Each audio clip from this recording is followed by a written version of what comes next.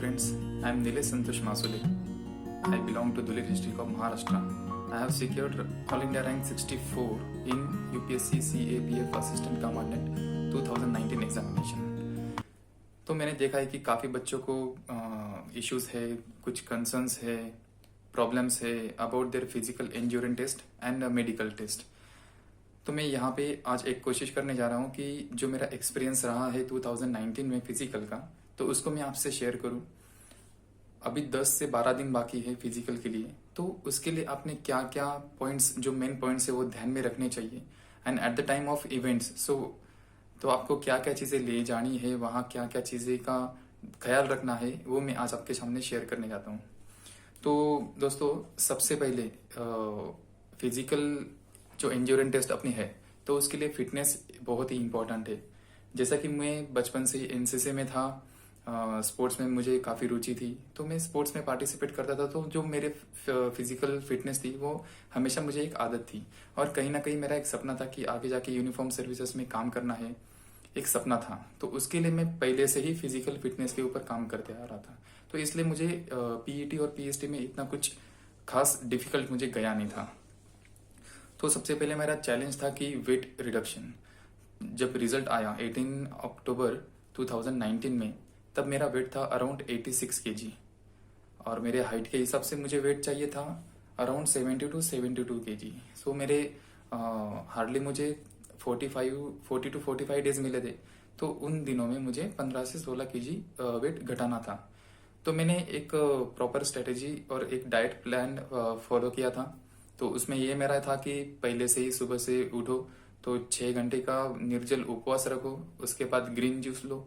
तो green juice में अपने पालक, मेथी, करेला, इसका जूस बनाओ और उसका जूस पीते रहो। तो सारा दिन उस जूस पे ही रहना था। और शाम को 1/4 ऑफ ज्वार की रोटी या बाजरे की रोटी तो वो खानी थी। वो भी प्रोपोर्शन ऐसा होना चाहिए कि अपना 80% सब्जी और 20% रोटी। सो इन द सेंस कि मेरा diet plan total liquid based था। उसमें स्प्राउट्स हम खा सकते थे और फ्रूट्स खा सकते थे। तो ऐसा मेरा डाइट प्लान था। तो मैंने विद इन 35 टू 40 डेज मेरा वेट रिड्यूस कर लिया था। एक्चुअली काफ़ी एस्पिरेंट्स को भीति है, मतलब डर है कि एक वेट इतना रिड्यूस कैसे करे, जब जैसे कि अभी हालांकि 10 से 15 दिन बाकी है आपके फिजिकल के लिए। तो अब ज़्यादा सोचो मत। एज पर माई एक्सपीरियंस 2 से 4 केजी का वो टॉलरेंस देते हैं। अगर आप फिजिकली बिल्कुल फिट लग रहे हो तो आपको 5 केजी तक का भी टॉलरेंस आपको दे सकते हैं। तो अभी ज़्यादा मत सोचो। अभी जो आपका नॉर्मल डाइट प्लान चल रहा है उसी के ऊपर काम करो, और अपनी एनर्जी लेवल जो है उसको बूस्ट अप करते रहो। तो मैं शुरुआत करना चाहता हूँ इवेंट से। जो कि मेरा जो फिजिकल टेस्ट था वो था दिल्ली नोएडा में, दिसंबर में, 18 ऑफ दिसंबर। तो काफ़ी ठंड थी अराउंड उस टाइम, 2 से 4 डिग्री का टेम्परेचर था। तो जब भी हम अपना सेंटर जो हमें मिला है, तो सबसे पहले मैं ये कहूँगा कि आप अपना सेंटर, अगर आप हॉस्टलाइज हो, बाहर रह रहे हो, तो अपनी वहाँ पे जो सेंटर है, जैसे नोएडा में था तो मैंने ओयो रूम बुक कर ली थी।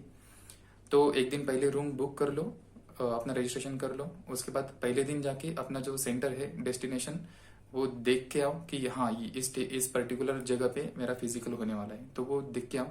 तो अपना डिस्टेंस, डेस्टिनेशन से लेके अपने रूम तक कितना डिस्टेंस है, उस हिसाब से कितना टाइम होना चाहिए, तो वो ध्यान में आ जाएगा। तो starting from sequence of events, तो सीक्वेंस ऐसे रहा था कि पहले 100 metre, then 800 metre, then long jump and last shot put. So if you talking about starting from the 100 metres, तो सबसे पहले क्या करना है, वहां सबसे पहले मैं शुरुआत ये करता हूँ कि आपको क्या क्या रिक्वायरमेंट्स है वहां ले जाने की। तो सबसे पहले हमें जो शुरुआत से लेके अभी से, मतलब आज 1 तारीख है, 1 तारीख से लेके 10 तारीख तक, 12 तारीख तक, जब तक अपना जो डेली डाइट प्लान है उसको प्रॉपरली फॉलो करो। अब oily food, fast food, junk foods जो भी होंगे वो उसे कम्प्लीटली अवॉइड करो। Stick with the green leaves, vegetables and sprouts. Second, at least 2 mock आप दो फिजिकल के। 2 मॉक कैसे, कि जो मेरा सीक्वेंस था, जैसे मैंने बताया कि 100 metre, 800 metre, long jump and shot put. तो सिक्वेंसली सबसे पहले 100 मीटर आप शुरू करो, विद इन टाइम आप लगाओ, उसके बाद 10 से 15 मिनट का गैप लो, फिर 800 मीटर लगाओ, उसके बाद 10 से 15 मिनट का गैप, फिर लॉन्ग जंप करो, देन 5 मिनट का ब्रेक के बाद शॉर्ट पुट करो। तो ऐसे 2 मॉक आप सेट कर सकते हो। जैसे कि सपोज किसी का 10 तारीख को मान के चले कि फिजिकल टेस्ट है, तो आज 1 तारीख 2 या 3 तारीख को एक मॉक दे, और 5 या 6 को एक मॉक दे। तो ऐसे 2 मॉक, तो अपना एक कंफर्मेशन करो कि yes I am going to crack my physical test. तो ये 2 मॉक हो गए। सेल्फ इवेल्युएशन करना है इन प्रिस्क्राइब फॉर्मेट, जैसे मैंने बताया। सबसे मेन चीज है कि अब इंजुरीज अवॉइड करनी है। अब ज्यादा कोई हार्ड वर्क करने की जरूरत है नहीं। एक तो ये ऑफिसर लेवल का ट्रेनिंग है, not a soldiers training, so sorry physical test. So hard work अब ज्यादा करना नहीं। अगर आप एक बार कंफर्म हो गए हो कि हाँ ये चारों इवेंट्स मेरे इजीली क्रैक हो रहे हैं, तो ज्यादा हार्डवर्क मत करो। बस बॉडी को रोज वार्म अप करो, स्ट्रेचिंग करते रहो, हल्का सा रनिंग जॉगिंग करते रहो, क्योंकि यहाँ पे डरने की जरूरत है नहीं। लास्ट 10 से 12 दिन बाकी है। आप लगभग 1-1.5-2 महीने से आप प्रैक्टिस कर रहे हो, तो आपको कॉन्फिडेंस तो आया ही होगा। इसलिए डरना नहीं है। Avoid injuries and keep boosting your stamina.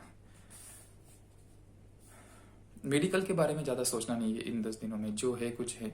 सबसे मेडिकल के बारे में मैं अब यही बताऊंगा कि जो पहले दिन फिजिकल के पहले दिन आपकी जो नाइट होगी, तो उस पहले दिन आपने स्वीट्स या केक्स वगैरह खाना अवॉइड करना है। जैसे कि लास्ट टाइम एक एक्सपीरियंस हुआ था कि एक कैंडिडेट का लास्ट टाइम बर्थडे था, 12 बजे उसने बर्थडे केक कटिंग किया। दूसरे दिन वो फिजिकल टेस्ट देने गया, मेडिकल टेस्ट हुआ तो देखता है कि उसकी शुगर बहुत हाई थी, क्योंकि रात में उसने केक खाया था।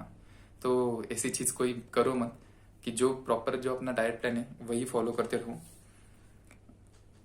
हाँ, एक बात है कि जिनका आई सेट है, जिनको चश्मा लगा हुआ है, तो वो रिसेंटली जो रिपोर्ट आपकी होगी जिसमें चश्मे का नंबर होगा, तो वो साथ में रखो। वहां वो मांगेंगे, एक तो वो चेक करेंगे या तो वो मांग लेते हैं। हमसे जस्ट नंबर मांग लिया और हमें जाने दिया था। तो अगर किसी का नहीं होगा तो अभी आप वो ले सकते हो। सेकंड है कि प्रॉपर हेयर कट रखना है, बिल्कुल soldier type hair cut, nail cutting, हाथ में कोई कड़ा वगैरह नहीं, गले में कोई नहीं। अगर कोई सिख रिलीजन से बिलोंग करते तो उनको अलाउ है, बाकी आप कुछ रखना नहीं है। एकदम प्रॉपर, जैसे आप फौज में भर्ती होने जा रहे हो, ऐसे ही अपना एटीट्यूड रखना है। क्योंकि वहां सामने वाले जो भी हमारे फिजिकल टेस्ट लेने वाले हैं, तो वो सब ऑफिसर्स है, कोई सोल्जर्स है, कोई तो ऐसे लोग हैं, तो उनको भी एक अच्छा सा इंप्रेशन मिलना चाहिए, एक अट्रैक्शन होना चाहिए। तो अपना जो बिहेवियर है, जो भी अपना फिजिकल अपीयरेंस है, वो प्रॉपर फौजी की तरह ही होना चाहिए। तो शुरुआत करते हैं 100 मीटर से। सबसे पहले वहां जाके अपने डॉक्यूमेंट वेरिफिकेशन होंगे। तो डॉक्यूमेंट्स के लिए आप 2 सेट जेरोक्स के और एक ओरिजिनल का सेट रखना है। उसमें डेफ, अपना call letter, caste certificate, 10th का certificate, degree certificate and Aadhaar card. तो ये 4-5 चीजें हैं, इनके आप 2-2 जेरोक्स लेके रखो, ओरिजिनल भी इनको साथ में रखना है। साथ में उस दिन एनर्जी लिक्विड साथ में रहना है। तो एनर्जी, क्योंकि अब फिजिकल होने वाला है आपका अप्रैल में, अब टेम्परेचर बढ़ते जा रहा है, कहीं 38-40 डिग्री भी होगा, तो आपको ग्लूकॉन डी साथ में रखना है। ठंडा पानी बिल्कुल पीना नहीं है। खाने के लिए बनानास या लेमन वाटर साथ में रखना है। ओके, और जो भी आपका ड्रेस रहेगा, तो short pant and light T shirt या बनियान पे भी आप रनिंग कर सकते हो। तो ये चीजें मैंने बताई कि things to do in last 10 days. तो ये चीजों पे ऊपर आप ध्यान रखना है, ये चीजें रिक्वायरमेंट है वो लेनी है। अब स्टार्ट करते हैं इवेंट से। तो सबसे पहले आपका होगा 100 मीटर।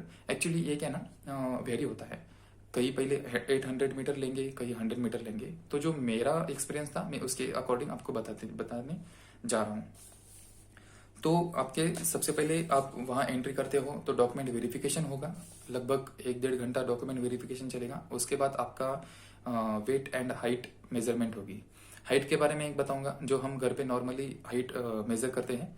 सपोज 180 सेंटीमीटर आपकी हाइट आ रही है, तो वहां पकड़ के चलो कि आपकी आधा सेंटीमीटर कम हो सकती है।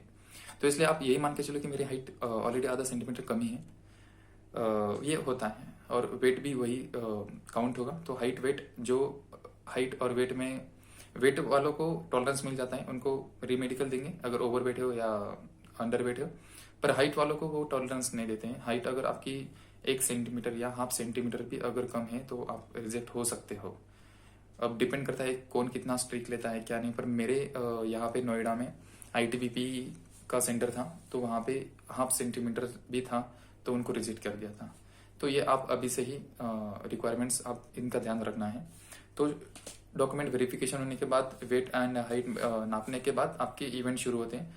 तो 100 मीटर के लिए तो बीच में गैप मिलता है हमें 15-20 मिनट का, तो उस गैप में आप हल्का सा ड्रिंक कर लेना, ग्लूकॉन डी या लेमन वाटर, और बॉडी को वार्म अप करना है।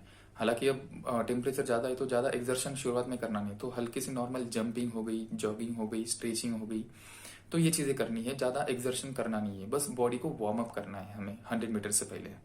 तो जैसे 100 मीटर शुरू होता है तो अराउंड 30 कैंडिडेट्स थे, तो उन्होंने 3 बैचेस की 10-10 डेज की।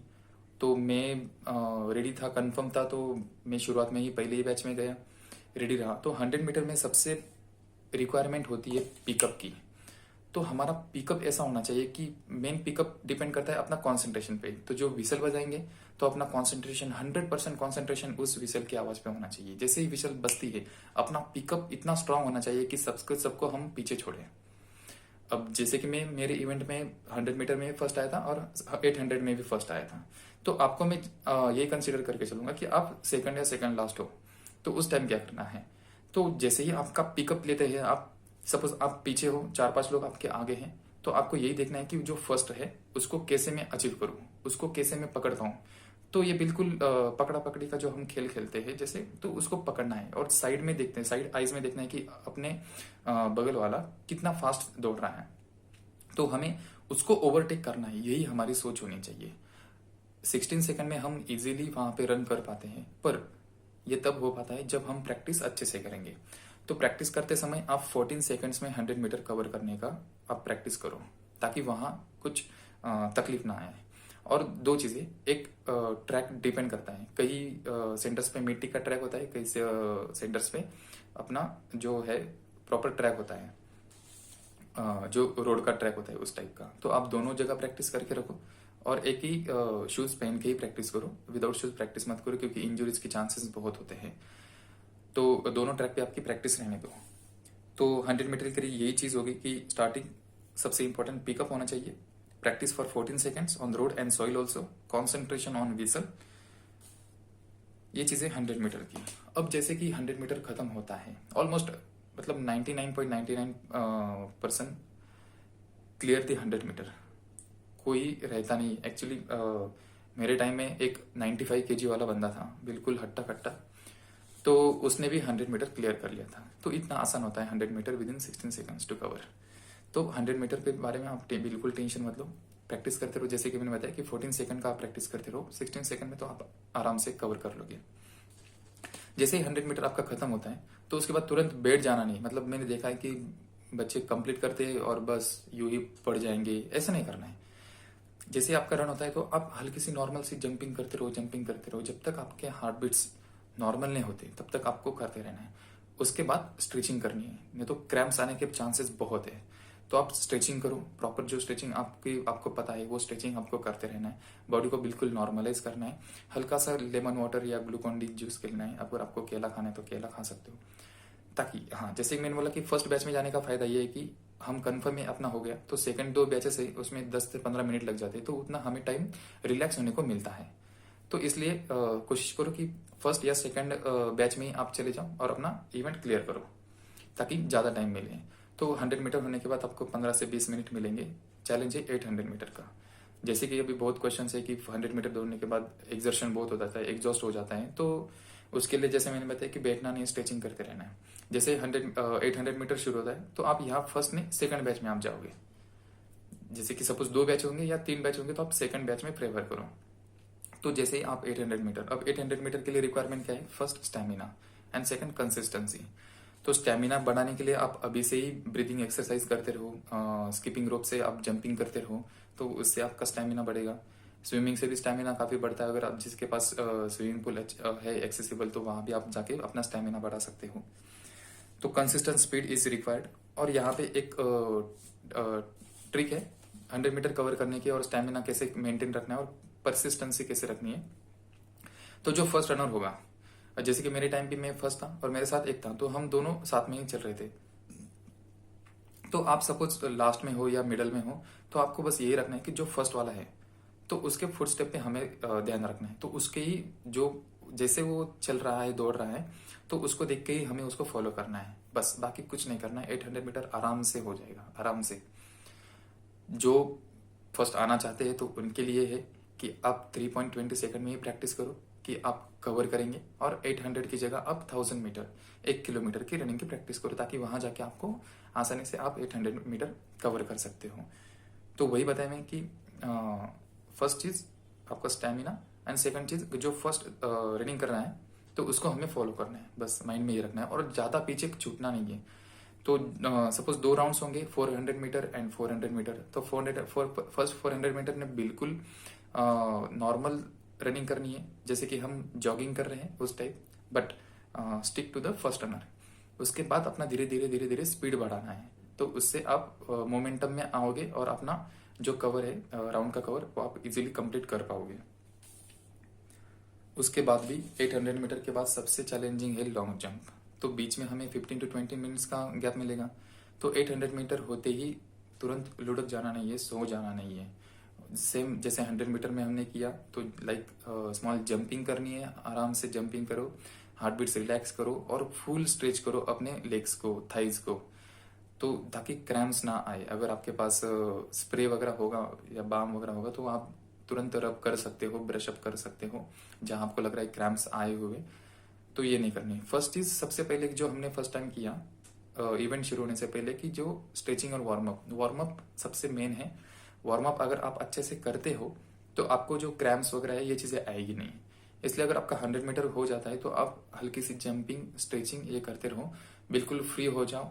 लॉन्ग मतलब small jumping and big jumping भी आप कर सकते हो, ताकि आपके मोमेंटम, बॉडी का मोमेंटम बने रहे। अब बात आती है लॉन्ग जंप की। ये कहा जाता है कि ये सबसे डिफिकल्ट इवेंट है सीएपीएफ असिस्टेंट कमांडेंट पीईटी का, क्योंकि मेरे टाइम भी 30 की बैच थी, तो 30 में से around 7 to 8 candidates were rejected in the long jump event. तो ये क्यों होता है दोस्तों? तो मैंने अक्सर ऑब्जर्व किया है कि लॉन्ग जंप के बारे में एक तो सबसे पहले डर है, और वही डर आपका फॉल करवाता है। तो फॉल कहाँ कहाँ होते हैं? जहां से आप जंप करते हो, जो लाइन होती है स्टार्टिंग लाइन, तो वहां एक फॉल होता है, और सेकंड जो एंडिंग लाइन होती है तो वहां एक फॉल होता है। तो स्टार्टिंग पॉइंट में फॉल होने के कैसे बचें, तो मैं बताता हूँ। सपोज कोई क्रिकेट खेलता होगा, फास्ट बॉलिंग करते हैं या स्पिन करते हैं, तो हम स्टेपिंग लेते हैं। तो सेम वैसे स्टेपिंग लेनी। सपोज जो लाइन होगी तो लाइन से 1 फीट पीछे से अपनी स्टेपिंग शुरू करनी। तो 10 स्टेप की हो या 20 स्टेप की हो, जैसे कि मैं फास्ट बॉलर हूँ, मुझे स्टेपिंग की आदत थी, तो मैंने 20 स्टेप की जो स्टेपिंग मार्कआउट कर ली थी। तो मार्किंग करने के बाद स्टेपिंग हम एक बार लेते हैं तो हमें कॉन्फिडेंट होता है कि इतने इतने स्टेप में हमें डायरेक्ट जंप करना ही है 20 में। तो जैसे आप स्टार्ट करते हो रनिंग के लिए, जंप करने के लिए, तो वो जो रनिंग है बिल्कुल स्पीडली होनी चाहिए। मन में बिल्कुल डर नहीं होना चाहिए कि मेरा फॉल तो नहीं हो जाएगा, ऐसा। तो इसलिए हमें स्टेपिंग इंपॉर्टेंट है। अगर आप अच्छे से स्टेपिंग करते हो तो आप स्टार्ट करोगे रनिंग 100 मीटर में, जैसे पिकअप लेते वैसे पिकअप लेना है, जैसे लाइन आती है जंप करो डायरेक्ट एंडिंग लाइन के उस पार। तो ये सबसे इंपॉर्टेंट चीज है स्टेपिंग करने की। सेकेंड चीज ये है कि यहाँ फॉल तो बच गए, पर नेक्स्ट जो फॉल है तो वहां में बस यही की चीज यही ध्यान में रखनी कि जंप करने के बाद हमें आगे जंप करना है, नॉट पीछे। अगर आप 1.5-2 फुट आगे जंप किया है पर पीछे लग गए, आपका हाथ या पैर लग गया, तो आपको फॉल हो सकता है। तो फॉल यही एक सबसे बड़ी समस्या है लॉन्ग जंप की। तो आपको फॉल नहीं करने हैं। 3 चांस मिलेंगे आपको, तो कोशिश करो फर्स्ट में ही निकाल दो।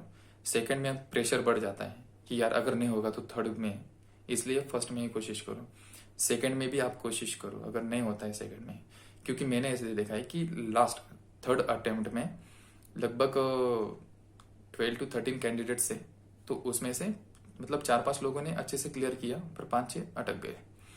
तो ये नहीं करना है। तो लॉन्ग जंप के लिए आप जब जाओगे तो सबसे पहले जंपिंग करनी, बिल्कुल हाई जंप करनी जैसे। और कोशिश करो कि 3rd या 4th रो में ही आपका होना चाहिए। 3-4 बंदे को जाने दो पहले, उसके बाद आप करो। लॉन्ग जंप आप विद शूज कर सकते हो या विदाउट शूज कर सकते हो, वो आपके प्रैक्टिस के ऊपर डिपेंड करता है।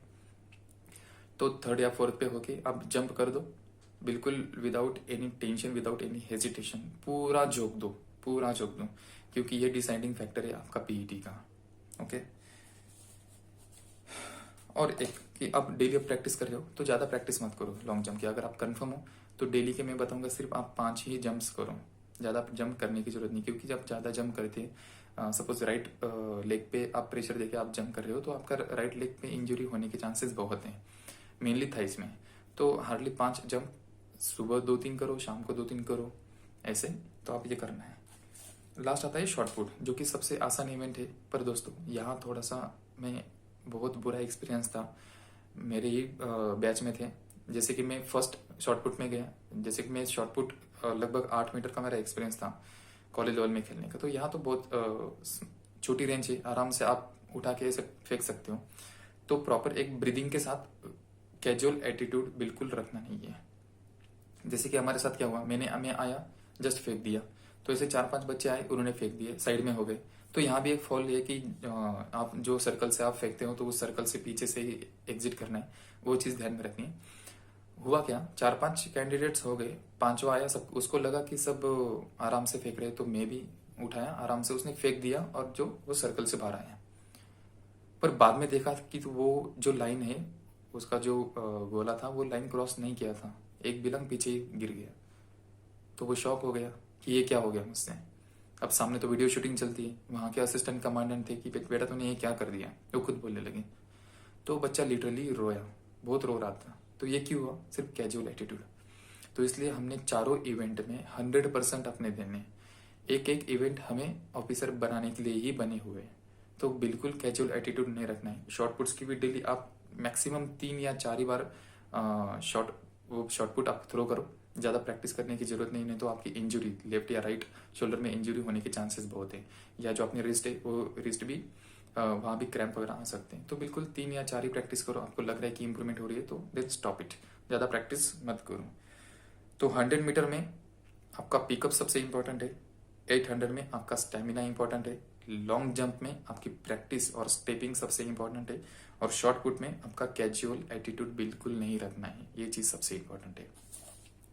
अब दोस्तों मैंने शुरुआत में ही बता दिया कि आपको ये 10 दिनों में क्या करना है, वहाँ डॉक्यूमेंट्स कौन से रिक्वायरमेंट होने, खाने पीना क्या करना है, और ये इवेंट्स हैं। तो इवेंट्स मैंने बताए, आप ये थोड़ा वेरी हो सकता है, बट आप ये छोटा सा फॉर्मूला आप हमेशा ध्यान में रखते रहो कि कोई भी इवेंट हो हमें ये चीज़ें करनी है।